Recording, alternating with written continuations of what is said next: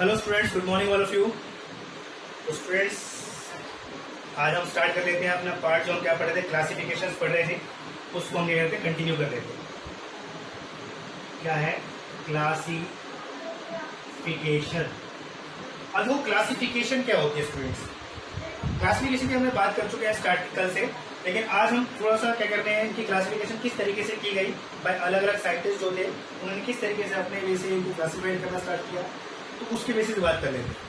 तो students, classification जो है आज की या न्यू चली हुई नहीं आ रही, बहुत पुराने टाइम से क्या है इसको क्लासिफिकेशन किया जा रहा है ताकि लोग क्या है समझ सकें ऑर्गेनिजम्स को अच्छे तरीके से। तो अगर हम पुराने की बात करूं, ठीक है, हम ज्यादा डिटेल में नहीं जाते क्योंकि अगर हम डिटेल में स्टडी करना जाएंगे इसको पुराने चीजों की, तो बहुत सारी चीजें इसको हम एक्सप्लेन करते जाएंगे तो काफी टाइम लग जाएगा। 9th के लिए कुछ है भी आपको समझना है सिर्फ कि किस तरीके से लोग आए, किस तरीके से उन्होंने क्या अपना क्लासिफिकेशन दी उन्होंने, और उसके बेसिस पे क्या करते चले गए, वो उनको मॉडिफाइड करते चले गए, जो आज तक क्या है मॉडिफाइड होती जा रही। ठीक है, तो इसके अंदर सबसे पहले बात कर लेते हैं, हम कुछ साइंटिस्ट की जिसकी बात कर रहे आ रहे हैं। हम बात करते हैं एरिस्टोटल, बहुत ही फेमस नाम बायो के अंदर। ठीक है, एरिस्टोटल जी जो है, इन्होंने बहुत पुराने टाइम के अंदर क्या किया था, क्लासिफाइड करना स्टार्ट किया था ऑर्गेनिजम्स को, लेकिन उनका कोई साइंटिफिक फैक्ट नहीं उठाया उन्होंने ऑर्गेनिज्म को क्लासिफाइड करने के लिए। तो इन्होंने क्या किया, इन्होंने क्या किया, इन सारे ऑर्गेनिजम्स को दो ग्रुप में डिवाइड कर दिया।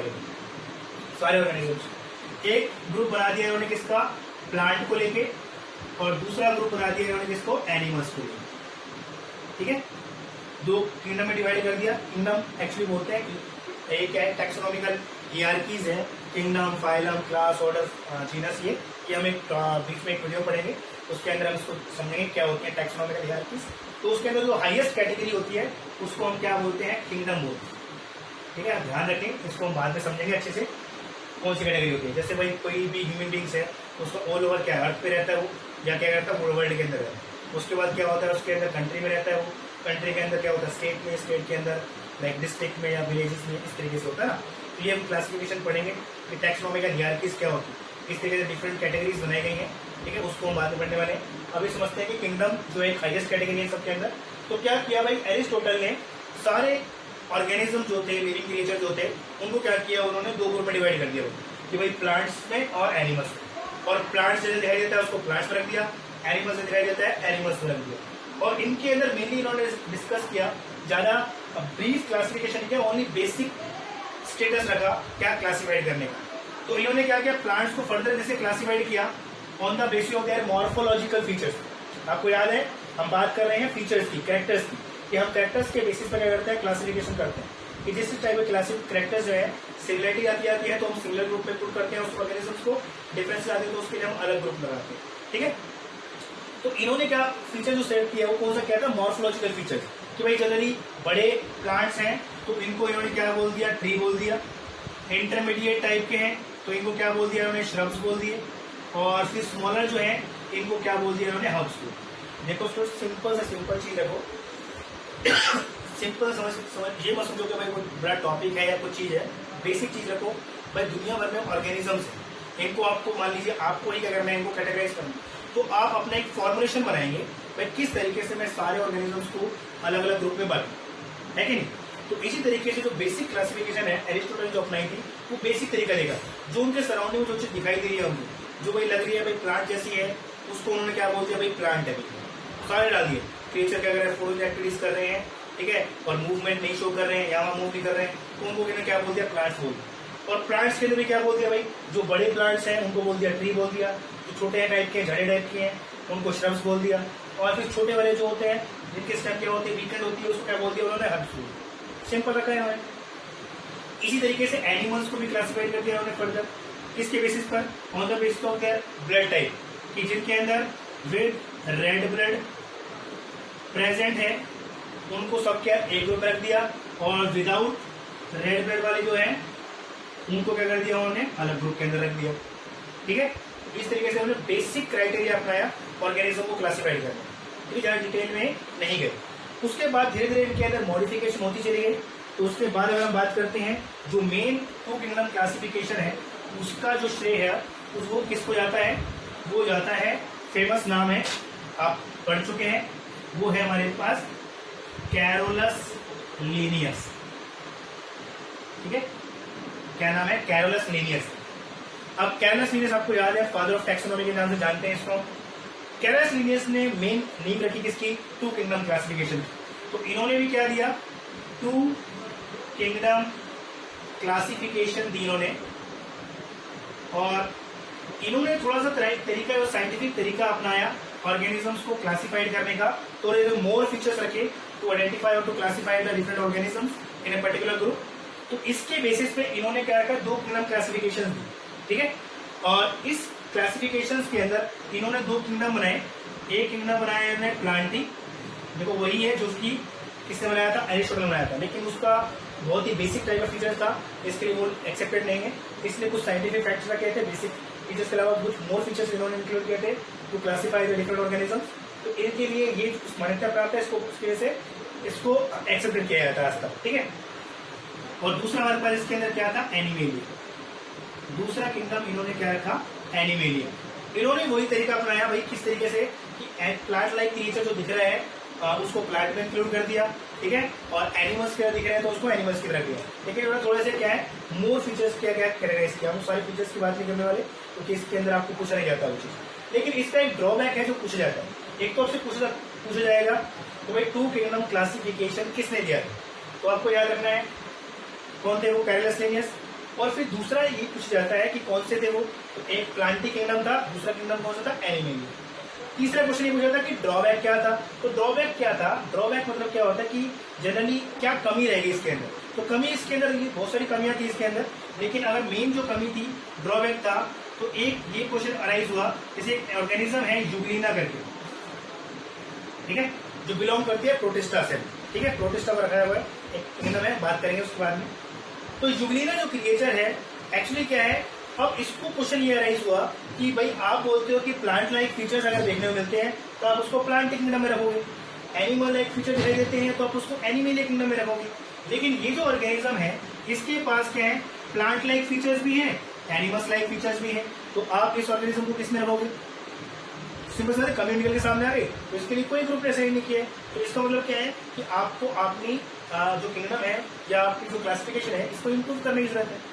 तो इसके बेसिस पर फिर क्या है, एक ग्रुप और बनाया गया जिसको हम जानते हैं थ्री किंगडम क्लासिफिकेशन। और ये तीसरा किंगडम जो था, तीन किंगडम क्लासिफिकेशन, ये प्रोवाइड किया किसने? ये नाम था अर्नस्ट हैकेल का। Ernst Hückel. अर्नस्ट हैकेल जो थे इन्होंने क्या किया? थ्री किंगडम क्लासिफिकेशन किया। ओके भाई, तो इन्होंने क्या किया भाई? इन्होंने इसके अंदर एक किंगडम जो था और ऐड कर दिया। दो किंगडम तो पहले थे, प्लांटी और एनिमेलिया। तो प्लांटी और एनिमेलिया ये हमारे पास ऑलरेडी थे दो किंगडम। तो इन्होंने तीसरा किंगडम जो ऐड किया वो यहां पर इन्होंने ऐड कर दिया प्रोटिस्टा। ठीक है, इन्होंने क्या रख दिया? प्रोटिस्टा किंगडम रख दिया यहाँ पे, जिसके अंदर उसको उठा के सारे रख दिए माइक्रो ऑर्गेनिज्म को उठाकर रख दिया। अब इसकी दिक्कत ये थी कि इन्होंने क्या किया? जितने भी सारे यूनिसेलुलर ऑर्गेनिजम्स थे उनको उठा के इन्होंने क्या कर दिया? प्रोटिस्टा के अंदर डाल दिया। ठीक है, लेकिन उनके अंदर भी डिफरेंसेस थे जो इन्होंने क्या डिटेल में स्टडी नहीं की, जिसके बेसिस पे इन्होंने अलग ग्रुप नहीं बना पाया। तो इन्होंने क्या किया? वो सारे यूनिसेलुलर ऑर्गेनिज्म को उठाया और क्या कर दिया? प्रोटिस्टा में इंक्लूड कर दिया। लेकिन ये था प्रॉब्लम थी इसकी। तो इसके बाद फिर मॉडिफिकेशन हुई इसके अंदर। उसके बाद क्या आई? फोर किंगडम क्लासिफिकेशन आई। और फोर किंगडम क्लासिफिकेशन जो थी किसने प्रोवाइड की थी? ये थे कोपलैंड जी, कोपलैंड। ठीक है, कोपलैंड। इन कोपलैंड ने क्या किया? फोर किंगडम क्लासिफिकेशन की और इन्होंने एक ग्रुप और बना दिया भाई। ठीक है,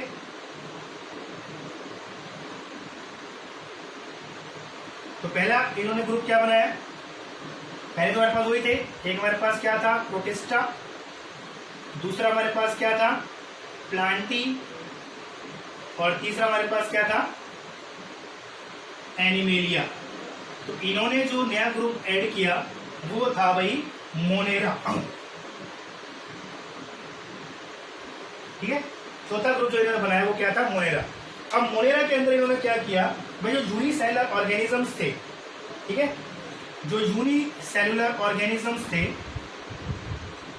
वो यूनिसेलुलर ऑर्गेनिजम्स के अंदर क्या थे, जो प्रोकैरियोटिक टाइप के थे, ठीक है, जिसके पास ट्रू न्यूक्लियस नहीं होता उन्हें बोलते हैं प्रोकैरियोटिक। ओके।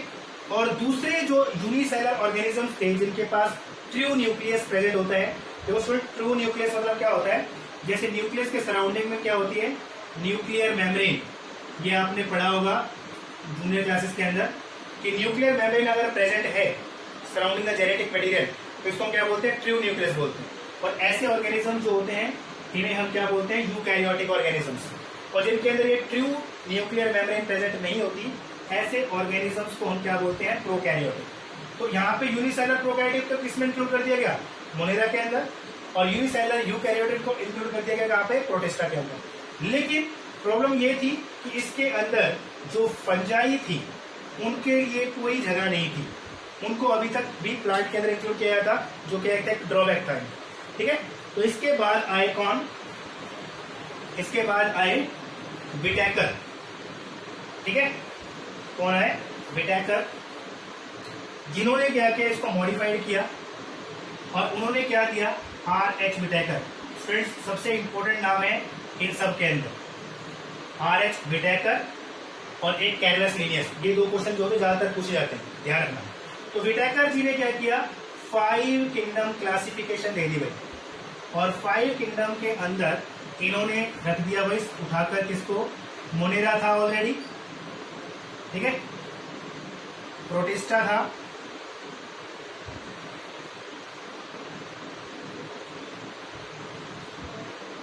प्लांटी थे, और क्या थे, एनिमेलिया, ये 4 थे। तो इन्होंने जो नया ग्रुप ऐड किया वो क्या था, यहाँ पे फंजाई, जो इन्होंने क्या कर दिया, अलग कर दिया, कहां से, प्लांटी किंगडम से। जनरली ये प्लांटी किंगडम के जो फंजाई है, जनरली अगर इनके कुछ फीचर्स भी देखे जाए तो लुक लाइक जनरली कहते हैं प्लांट की तरह अपीयर्स होते हैं, लेकिन स्ट्रक्चरल कंफर्मेशन पढ़ी जाए इसलिए बोला जाता है कि सारे फीचर्स चेक करने चाहिए। ओनली आपको 1-2 फीचर्स के ऊपर काम नहीं चलेगा, आप जो सारे फीचर्स, मोस्टली जितने ज्यादातर फीचर्स आप स्टडी करेंगे उन बेसिस पर आपको क्लासिफिकेशन करना थोड़ा सा और ईजी हो जाएगा। आपको पता लगेगा भाई किस ऑर्गेनिज्म के पास कौन कौन से फीचर्स है, उनके अकॉर्डिंग आप उसको आपने अलग ग्रुप बनाना क्या होगा, आपके लिए ईजी हो जाएगा। लेकिन जब हम बहुत कम प्रैक्टिस चुनते हैं उनका क्लासिफाइड करने के लिए, सिंपल सी बात है, ग्रुप्स कम बनेंगे और मोर क्लासिफिकेशन जो होती है वो नहीं मिल पाएगी। ठीक है। तो विटैकर की जो 5 किंगडम क्लासिफिकेशन है, it is the most accepted one, generally क्या होता है, यूज किया जाता है। ठीक है। तो इन्होंने क्या किया, सारे ऑर्गेनिजम्स को अलग अलग ग्रुप के अंदर क्या कर दिया, कैटेगराइज कर दिया। लेकिन इसके बाद जो थे, एक और नाम है आपको इसके अंदर, एक नाम है कार्ल वूज करके, ठीक है, नेक्स्ट नाम है कार्ल वूज करके। इन्होंने क्या रखा, 6 किंगडम क्लासिफिकेशन बोल दे दिया।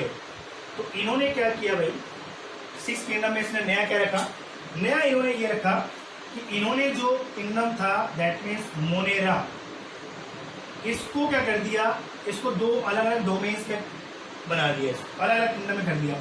जैसे कौन सा कर दिया इन्होंने अलग किंगडम, एक किंगडम कर दिया आर्के बैक्टीरिया, और दूसरा इन्होंने क्या बना दिया इसके अंदर, यू बैक्टीरिया। तो इन्होंने मोनेरा को भी क्या कर दिया, अलग अलग 2 किंगडम के अंदर क्या कर दिया, डिफरेंशिएट कर दिया। भैया आर्के बैक्टीरिया है जो प्राचीन बैक्टीरिया, पुराने बैक्टीरिया होते हैं जो एक्सट्रीम कंडीशन के अंदर जाने जाते हैं। तो स्टूडेंट्स ये चैप्टर अगर आप ढंग से पढ़ोगे ना तो बहुत इंटरेस्टिंग लगने वाला है, क्योंकि आप वर्ल्ड के डिफरेंट ऑर्गेनिजम्स को आप एक ही चैप्टर के अंदर पढ़ने वाले हैं और उनके अंदर क्या क्या यूनिकनेस देखने को मिलती है, तो ये चीज आप इसके अंदर सीखने वाले हैं। तो आप इंटरेस्ट लेके पढ़ेंगे तो बहुत अच्छा ज्यादा इंटरेस्ट आएगा आपको पढ़ने में और ये चैप्टर आपको अच्छा लगेगा। लेकिन सॉरी, लेकिन अगर आप इसको क्या नॉर्मल एक चैप्टर की वे में या एक टॉपिक की वे में लेकर, तो उस कोई भी टॉपिक हो, अगर आप नॉर्मली टॉपिक पढ़ना है, रखना है, याद करना है, इस बेसिस पर अगर लेके पढ़ते हो तो उसमें आपको ना तो इंटरेस्ट आएगा ना आपको उसको पढ़ने का मन करेगा।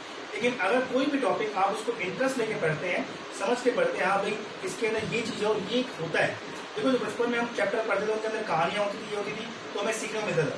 लेकिन आप कोई चीज सीखते थे, कोई चीज नहीं सीखते थे। लेकिन अब जो ये चीज पढ़ते हो आप, 9th के बाद जो चीजें पढ़ना स्टार्ट करते हो, ये हमारे डेली रूटीन एक्टिविटीज के अंदर आती है। और ये 4 चीजें हम सब सीखते हैं तो आपका एक इंटरेस्ट जो होता है वो निकलता है इसके अंदर। और वो इंटरेस्ट जो होता है वो आपको एक तो क्या करेगा, आपको किताब या बुक पढ़ने में हेल्प करेगा, और दूसरा चीजों को याद रखने में हेल्प करेगा कि आप उनको ज्यादा समय तक याद, जब एक इंटरेस्टिंग वे में आप उसको चीजों को याद पढ़ना स्टार्ट करेंगे ना तो आपको लॉन्ग टाइम तक याद रहना नहीं। लेकिन आप इसको टॉपिक के तौर पर याद करना है या इसको रटना है तो उससे थोड़ा टाइम तक याद रहेगा, उसके बाद फिर आप भूल जाओगे। तो इसलिए मैं चाहूंगा कि आप इन चीजों को ढंग से पढ़ें। तो किस तरीके से साइंटिस्ट ने क्या किया, अलग अलग तरीके से डिवाइड करना स्टार्ट किया, ऑर्गेनिज्म को क्लासिफाइड करना स्टार्ट किया। तो मे भी अगर आप खुद के बेस से भी क्लासिफाइड करना चाहें तो आप कौन सा क्राइटेरिया अपनाएंगे ये भी आप सोच सकते हैं। ठीक है, आपका एक विजन होना चाहिए कि आप किस तरीके से देखते हैं चीजों। ठीक है, तो आपको हिंट मिलेंगे इसके अंदर। तो कार्ल उसने क्या किया, बाकी जो 4 किंगडम थे वो तो सेम टू सेम रखे। प्रोटिस्टा हो गया, ठीक है, कौन कौन से थे, प्रोटिस्टा हो गया, फंजाई हो गई, प्लांटी हो गई और एनिमेलिया हो गई। ये तो सेम रखे उन्होंने, लेकिन उन्होंने क्या किया, बस मोनेरा को 2 अलग किंगडम में डिवाइड कर दिया, इसलिए आर्के बैक्टीरिया और न्यू बैक्टीरिया। लेकिन अब मोस्ट एक्सेप्टेड वन ये होनी चाहिए थी या विटाकर वाली होनी चाहिए थी। तो मैंने बता ही दिया आपको कि विटाकर वाली क्या मोस्ट एक्सेप्टेड वन है। क्यों है वो, क्योंकि विटाकर ने क्या किया, इसी मोनेरा को अलग 2 डोमेन्स के अंदर डिफरेंशिएट कर दिया, इसके अंदर यू बैक्टीरिया और आर्के बैक्टीरिया के अंदर ही। तो दैट मींस उन्होंने इसके बारे में वहां पे क्लासिफिकेशन ऑलरेडी कर दी, और किसके अंदर भी कर दी, मोनेरा के अंदर। क्योंकि जनरल फीचर जो होते हैं दोनों के सेम करते हैं। जनरली क्या होते हैं, बहुत सारे फीचर्स क्या कॉमनली शेयर करते हैं, लेकिन जो फीचर्स क्या अलग है उनके बेसिस पे इनके अलग अलग डोमेन बना दिए। इसकी वजह से क्या हुआ है, जो अलग अलग ग्रुप कर दिए इसकी वजह से उसको हम उसकी अंदर स्टडी करने में थोड़ा सी मोर कन्वीनियंट हो जाता है, थोड़ा ईजी हो जाता है वहां पर। ठीक है, इसलिए हम क्या करते हैं, जो विटाकर की जो 5 किंगडम क्लासिफिकेशन है उसको हम क्या करते हैं यहाँ पे स्टडी करते हैं। ठीक है स्टूडेंट्स, तो समझ में आ गया किस तरीके से क्लासिफिकेशन की गई यहाँ पर। अब हम बात करेंगे टैक्सोनॉमिकल हियरार्की की, और उसके बाद विटाकर की जो 5 किंगडम क्लासिफिकेशन है इसको अच्छे से डिटेल में स्टडी करें। ठीक है स्टूडेंट्स, अभी के लिए इतना ही। Thank you so much.